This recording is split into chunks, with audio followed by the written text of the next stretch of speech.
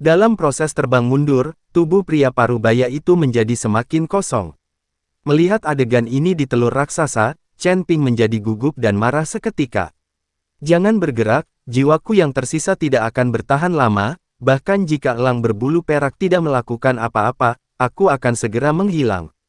Integrasikan perlahan, jangan gugup, aku khawatir harapan masa depan klan naga kita akan bergantung padamu. Suara pria parubaya terdengar di telinga Chen Ping, dan tubuhnya semakin lemah, dan akhirnya menghilang sama sekali. Setelah elang berbulu perak menjatuhkan pria parubaya itu ke udara, cakarnya mencengkeram telur raksasa itu. Dia ingin memecahkan cangkang telur dan mengambil Chen Ping darinya. Meskipun Chen Ping telah menggabungkan banyak energi ke dalam telur raksasa, ia dapat menelan Chen Ping secara langsung. Untuk mendapatkan energi di dalam kubah, cakar besar elang berbulu perak terus memukuli kulit telur. Cangkang telur yang tampaknya rapuh, di bawah pemukulan elang berbulu perak, tidak pecah sama sekali. Chen Ping melihat bahwa elang berbulu perak tidak dapat memecahkan cangkang telur sama sekali, jadi dia menjadi tenang dan dengan cepat bergabung dengan cangkang telur tersebut. Tanda seru, dan elang berbulu perak menjadi gila, melelahkan setiap usaha. Segera, elang berbulu perak itu sepertinya tidak memiliki kekuatan, dan hanya bisa berdiri di dalam telur raksasa, melihat melalui cangkang telur yang transparan. Lihatlah Chen Ping di dalam. Elang berbulu perak memandang Chen Ping dengan dingin, matanya bersinar dengan cahaya perak, seperti pedang perak tajam yang menusuk Chen Ping. Elang berbulu perak sedang menunggu saat Chen Ping keluar dari cangkangnya, langsung menelan Chen Ping. Tiba-tiba, dengan sedikit suara, cangkang keras telur raksasa itu mulai retak kecil. Retakan. Mata elang berbulu perak melebar seketika, dan dua sinar cahaya keluar dari pupil perak. Dua sinar cahaya menghantam kulit telur, yang membuat kulit telur pecah lebih cepat. Chen Ping tetap berada di dalam telur raksasa saat ini, memegang pedang Ruo Zanlong di satu tangan, diam-diam menunggu Ruo Zuan keluar. Ikuti elang berbulu perak untuk bertarung. Akhirnya, kulit telurnya benar-benar hancur, dan Chen Ping bergegas keluar untuk pertama kalinya. Tubuh emas yang tidak rusak memancarkan cahaya tepi yang menyilaukan, dan pedang pembunuh naga di tangannya menebas ke arah elang berbulu perak. Meski di dalam air, kecepatan Chen Ping juga sangat cepat. Ketika elang bulu perak mengetahui bahwa Chen Ping hanyalah seekor ayam lemah dari peringkat kelima alam tubuh bugar, matanya dipenuhi dengan penghinaan. Meskipun tubuh utamanya telah lama menghilang saat ini, dan kekuatannya sangat berkurang, itu masih bisa berurusan dengan tubuh-tubuh. Masih ada lebih dari cukup ayam lemah di peringkat kelima dunia.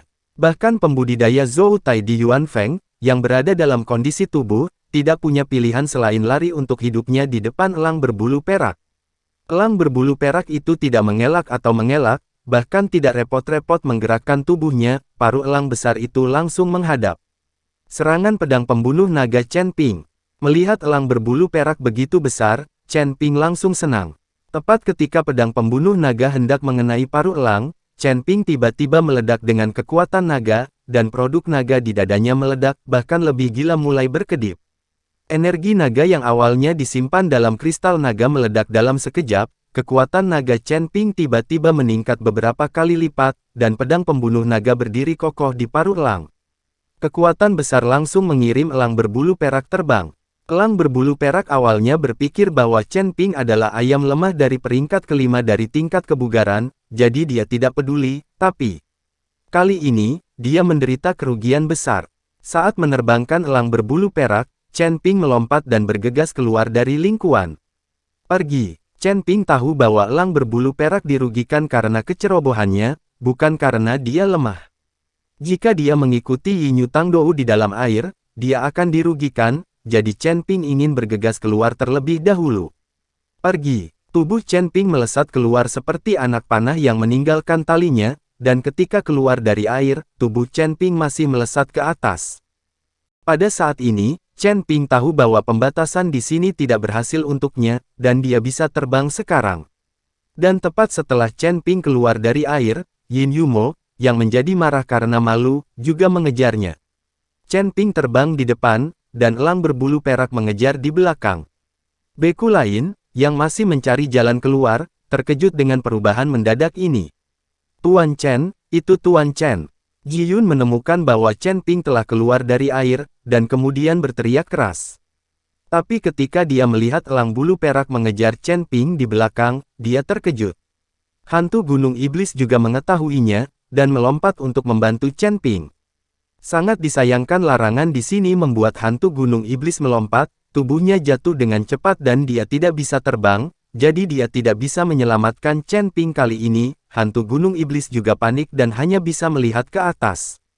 Menatap ke langit, dia berteriak keras, "Tuan Chen, turun, mari bergabung untuk menghadapi monster ini." Namun, Chen Ping sepertinya tidak bisa mendengarnya, dan tubuhnya terbang semakin tinggi. Tapi Ye Fengqing dan Zhou Tai semua menunjukkan senyum puas ketika mereka melihat pemandangan ini.